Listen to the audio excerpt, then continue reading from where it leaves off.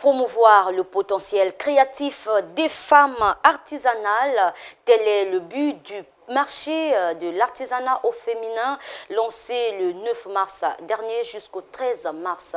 Ces articles de développement seront mis en lumière à la direction générale de l'artisanat. Suivez. Pour promouvoir l'artisanat et valoriser la gente féminine qui œuvre dans ce secteur, il est ouvert à Brazzaville ce mercredi 9 mars 2022, le marché de l'artisanat féminin. Jacqueline Lydia Mikolobiniste des petites et moyennes entreprises et du secteur informel qui a lancé ses activités appelées ses femmes actrices de développement à plus de créativité et professionnalisme dans l'exercice de leur métier. L'ambition affichée aujourd'hui par le département ministériel dont j'ai la charge est d'inciter nos artisanes à la créativité et au professionnalisme dans l'exercice de leur métier. L'amélioration de la qualité et la diversification des produits est un défi qui est à notre portée et que nous allons ensemble relever. Profitons de cette occasion, chers artisanes. Je vous exhorte à vous formaliser et vous structurer en groupement d'intérêt économique ou société coopérative pour une meilleure mutualisation des diverses ressources mobilisées dans un plan d'action commun d'animation économique et de promotion favorisant votre plein épanouissement. Ce marché, le premier du genre, est perçu comme une vitrine permettant de valoriser les produits artisanaux des femmes congolaises. L'une des missions régaliennes de l'Agence nationale de l'artisanat que dirige Emma Mireille Elion Opa.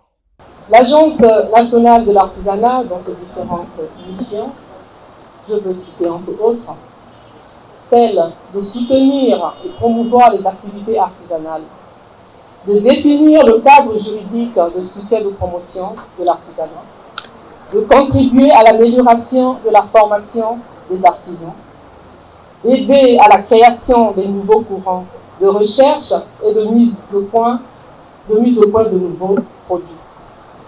Ainsi, d'organiser et de faciliter la participation des artisans, des artisanes dans les foires, les salons, qui sont des vitrines pour le Congo à travers le monde. Le secteur de l'artisanat, un des maillons sûrs pour la diversification de l'économie nationale, mérite davantage l'attention du ministère de tutelle pour pérenniser ses activités.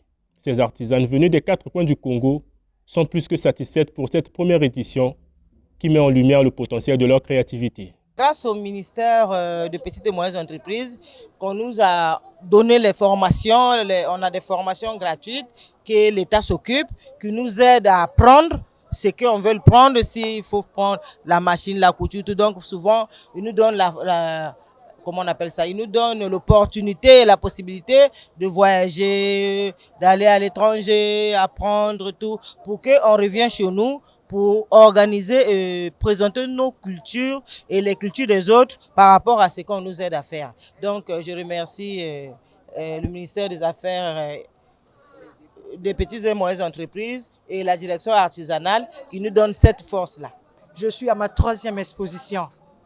Et là, ça veut dire que je serai une star demain. Pourquoi pas? Je suis en train de valoriser la fête de 8 mars. C'est une fête que les femmes de mon pays, n'est autre que le Brazzaville, nous devons nous promouvoir au fait. Pensons à nous promouvoir, pensons pas à rivaliser. Quand je parle de rivaliser les hommes, c'est pas dire d'être dans le cadre du travail, de nous mettre en valeur. Tenu sous le thème Artisanes congolaises et créativité, le marché de l'artisanat féminin fermera ses portes le 13 mars prochain.